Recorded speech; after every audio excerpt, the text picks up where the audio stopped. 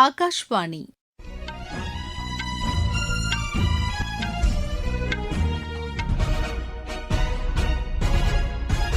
செய்திகள் வாசிப்பவர் மிருதுளா. தலைப்புச் செய்திகள்: பஞ்சாப் மாநில மக்கள் தூய்மையான மற்றும் வளர்ச்சியை நோக்கிய அரசாங்கத்தை விரும்புகிறார்கள் என்று பிரதமர் திரு நரேந்திர மோடி கூறியுள்ளார். மத்திய உள்துறை அமைச்சர் திரு அமித் ஷா இன்று இந்தியா பங்களாதேஷ் எல்லையில் ஆய்வு செய்யவுள்ளார்.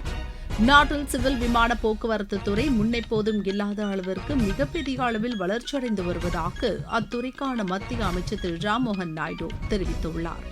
தமிழகத்தில் ரயில் நிலையங்கள் மேம்படுத்தப்பட்டு இருப்பது உள்ளூர் மக்களின் வாழ்வாதார முன்னேற்றத்திற்கு உதவும் என்று மத்திய இணையமைச்சர் டாக்டர் எல் முருகன் தெரிவித்துள்ளார்.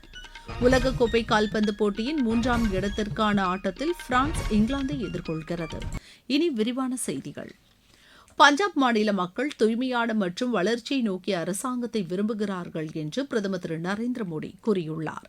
ஜலந்தரில் நேற்று நடைபெற்ற பொதுக்கூட்டத்தில் பேசிய அவர், மாநில மக்கள் மாற்றத்தை விரும்புவதால் இந்த கூட்டத்திற்கு பெருந்திரளாக திரண்டுள்ளதாக தெரிவித்தார். பஞ்சாப் மாநிலம் ஈடு இணையற்ற ஆற்றலை கொண்டுள்ள மாநிலம் என்றும், கடினமான உழைப்பாளிகளான விவசாயிகள், திறமையான இளைஞர்கள் மற்றும் சிறந்த தொழில் முனைவோரை கொண்ட மாநிலம் என்றும் அவர் குறிப்பிட்டார். அனைவரும் இணைந்து இந்த மாநிலத்தை சிறந்த மாநிலமாக மாற்ற முடியும் என்றும் அவர் கூறினார். ஆனால் துரதிருஷ்டவசமாக தற்போதுள்ள மாநில அரசு சட்டம் ஒழுங்கு, போதைப்பொருள் புழக்கத்தை கட்டுப்படுத்துதல் உள்ளிட்ட வாக்குறுதிகளை நிறைவேற்றவில்லை என்றும் திரு நரேந்திர மோடி தெரிவித்தார். மத்திய உள்துறை அமைச்சர் திரு அமித் ஷா இன்று இந்தியா பங்களாதேஷ் எல்லையில் ஆய்வு செய்யவுள்ளார். இரு நாடுகளின் எல்லைக்கு அருகில் ஜுமாபச் என்ற இடத்தில் அமைந்துள்ள எல்லை பாதுகாப்பு படைப்பிரிவு அலுவலகத்திற்கும் அவர் சென்று வீரர்களுடன் கலந்துரையாட உள்ளார். அன்னையின் பெயரில் ஒரு மரம் நடுவோம் திட்டத்தின் கீழ் மரக்கன்றுகளை நடவுள்ள அமைச்சர் எல்லை பாதுகாப்பு படையினருக்கான பல்வேறு வளர்ச்சி திட்டங்களையும் தொடங்கி வைக்க உள்ளார். இன்று மாலை சிலிகுரியில் நடைபெறவுள்ள கூட்டத்தில் எல்லை மேலாண்மை மற்றும் பாதுகாப்பு தொடர்பான அம்சங்களை ஆய்வு செய்ய உள்ளார். மத்திய அரசு கொண்டு வந்த 3 குற்றவியல் சட்டங்களின் அமலாக்கம் தொடர்பாக மாநில அரசு அதிகாரிகளுடன் திரு அமித் ஷா ஆலோசனை நடத்தவுள்ளார்.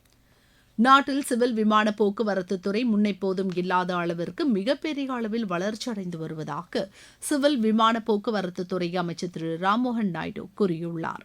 குஜராத் மாநிலம் வதோதராவில் பட்டமளிப்பு விழா ஒன்றில் உரையாற்றிய அவர், இந்தியாவுக்கான உற்பத்தி இயக்கம் திட்டத்தின் கீழ் உள்நாட்டிலேயே விமான தயாரிப்பை மத்திய அரசு ஊக்குவித்து வருவதாக கூறினார். விமான பராமரிப்பு, பழுதுபார்ப்பு, கட்டமைப்பையும் அரசு வலுப்படுத்தி வருவதாகவும் அவர் தெரிவித்தார். ஹைட்ரஜன் ஆற்றலில் இயங்கும் நாட்டின் முதலாவது ரயில் சேவை ஹரியானாவில் தொடங்கப்பட்டு இருப்பது நாட்டிற்கு பெருமை அளிக்கக்கூடிய விஷயம் என்றும் திரு ராம்மோகன் நாயுடு கூறினார். மத்திய சாலை போக்குவரத்து மற்றும் நெடுஞ்சாலைத்துறை அமைச்சர் திரு நிதின் கட்கரி மற்றும் மகாராஷ்டிர முதல்வர் திரு தேவேந்திர பட்னாவிஸ் ஆகியோர் புனேயில் இன்று 3 முக்கிய தேசிய நெடுஞ்சாலை திட்டங்களுக்கு கூட்டாக அடிக்கல் நாட்டுகின்றனர். இந்த திட்டங்களின் கீழ் புனே சாம்பஜி நகர் இடையிலான 246 கிலோமீட்டர் நீளமுள்ள பசுமை விரைவு சாலையின் முதல் கட்டமாக காரடி சந்திப்பு மற்றும் ஷிரூர் பைபாஸ் இடையே 53 கிலோமீட்டர் நீளத்திற்கு 6 வழிச்சாலை அமைக்கப்பட உள்ளது. மேலும் அடப்சர் முதல் யவத் வரை 30.5 கிலோமீட்டர் நீளத்திற்கும், டாலிகவுன், சகான், ஷிக்ராப்பூர் இடையே 54.3 கிலோமீட்டர் நீளத்திற்கும் புதிய சாலைகள் அமைக்கப்பட உள்ளன. இந்த திட்டங்கள் அப்பகுதியின் போக்குவரத்து நெரிசலை குறைப்பதோடு பயண நேரத்தை சேமிக்கவும், புனே பிராந்தியத்தின் தொழில் மற்றும் பொருளாதார வளர்ச்சியை மேம்படுத்தவும் பெரிதும் உதவும் என்று தேசிய நெடுஞ்சாலைகள் ஆணையம் கூறியுள்ளது. நீங்கள் கேட்டுக்கொண்டிருப்பது ஆகாஷ்வாணியின் செய்தி அறிக்கை. ஊரக வளர்ச்சிக்கான புதிய அத்தியாயம். வளர்ச்சியடைந்த இந்தியாவிற்கான ஊரக வேலைவாய்ப்பு உறுதி மற்றும் வாழ்வாதார சட்டம் செயல்பாட்டிற்கு வந்துள்ளது. இந்த சட்டம் வருடத்திற்கு 125 நாட்கள் வேலையை உறுதி செய்கிறது.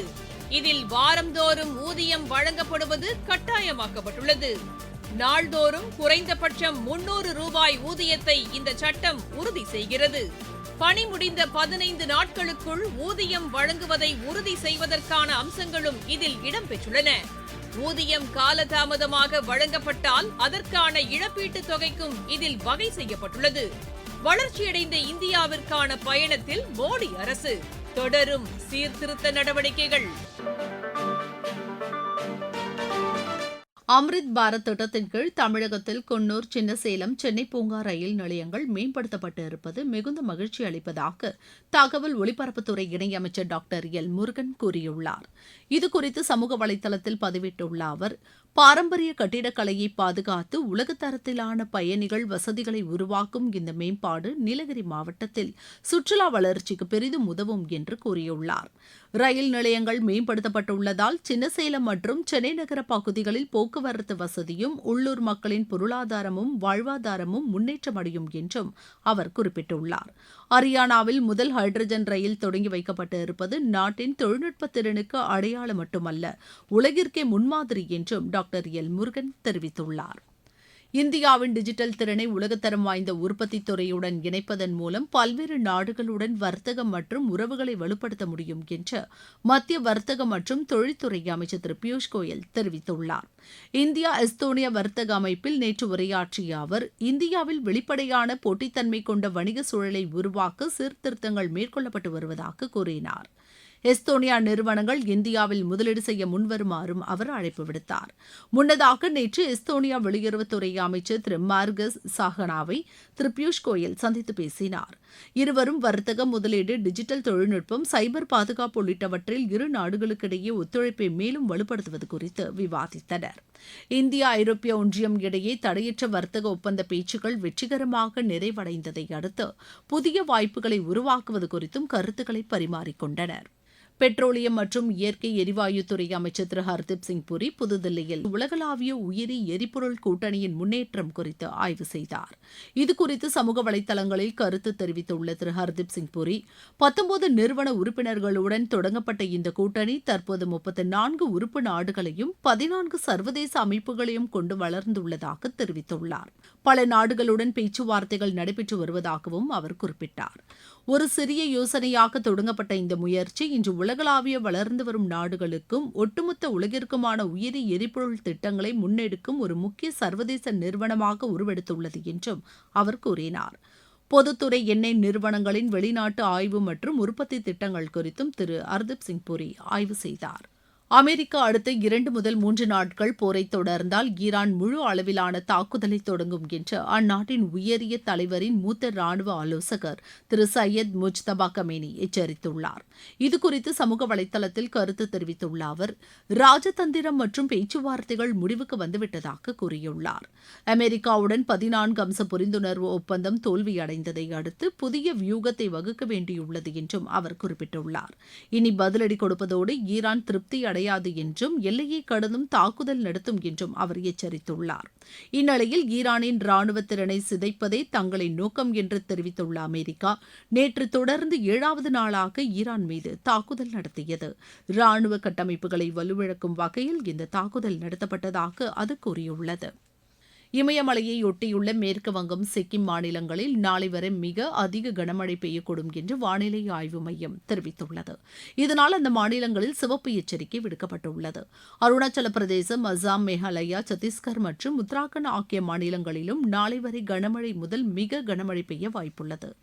இது தவிர பீகார், மத்திய பிரதேசம், உத்தரப்பிரதேசம், இமாச்சல பிரதேசம், ஜார்க்கண்ட், கர்நாடகா, கேரளம், ஒடிசா மற்றும் வடகிழக்கு மாநிலங்களில் இன்று கனமழை பெய்யக்கூடும் என்றும் தெரிவிக்கப்பட்டுள்ளது. கடலோர ஆந்திர பிரதேசம், ஜம்மு மற்றும் காஷ்மீர், லடாக், மத்திய மகாராஷ்டிரா மற்றும் மராத்வாடா ஆகிய பகுதிகளில் அடுத்த 2 நாட்களுக்கு இடியுடன் கூடிய மழை மற்றும் பலத்த காற்று வீசக்கூடும் என்றும் வானிலை ஆய்வு மையம் கூறியுள்ளது. உலகக்கோப்பை கால்பந்து 3ஆம் இடத்திற்கான போட்டியில் பிரான்ஸ் இங்கிலாந்தை எதிர்கொள்கிறது. இந்த போட்டி இந்திய நேரப்படி நாளை அதிகாலை மணி 2:30க்கு நடைபெறவுள்ளது. இந்நிலையில் இறுதிப் போட்டியில் நாளை மறுநாள் மோதவுள்ள அர்ஜென்டினாவும் ஸ்பெயின் அணியினரும் தீவிரமான பயிற்சியில் ஈடுபட்டுள்ளனர். இறுதிப் போட்டிக்கான அனைத்து டிக்கெட்டுகளும் விற்று தீர்ந்துள்ளன. மீண்டும் தலைப்புச் செய்திகள். பஞ்சாப் மாநில மக்கள் தூய்மையான மற்றும் வளர்ச்சியை நோக்கிய அரசாங்கத்தை விரும்புகிறார்கள் என்று பிரதமர் திரு நரேந்திர மோடி கூறியுள்ளார். மத்திய உள்துறை அமைச்சர் திரு அமித்ஷா இன்று இந்தியா பங்களாதேஷ் எல்லையில் ஆய்வு செய்யவுள்ளார். நாட்டில் சிவில் விமான போக்குவரத்து துறை முன்னெப்போதும் இல்லாத அளவிற்கு மிகப்பெரிய அளவில் வளர்ச்சியடைந்து வருவதாக அத்துறைக்கான மத்திய அமைச்சர் திரு ராம்மோகன் நாயுடு தெரிவித்துள்ளார். தமிழகத்தில் ரயில் நிலையங்கள் மேம்படுத்தப்பட்டு இருப்பது உள்ளூர் மக்களின் வாழ்வாதார முன்னேற்றத்திற்கு உதவும் என்று மத்திய இணையமைச்சர் டாக்டர் எல் முருகன் தெரிவித்துள்ளார். உலகக்கோப்பை கால்பந்து போட்டியின் 3ஆம் இடத்திற்கான ஆட்டத்தில் பிரான்ஸ் இங்கிலாந்தை எதிர்கொள்கிறது. இத்துடன் இந்த செய்தி அறிக்கை நிறைவடைகிறது.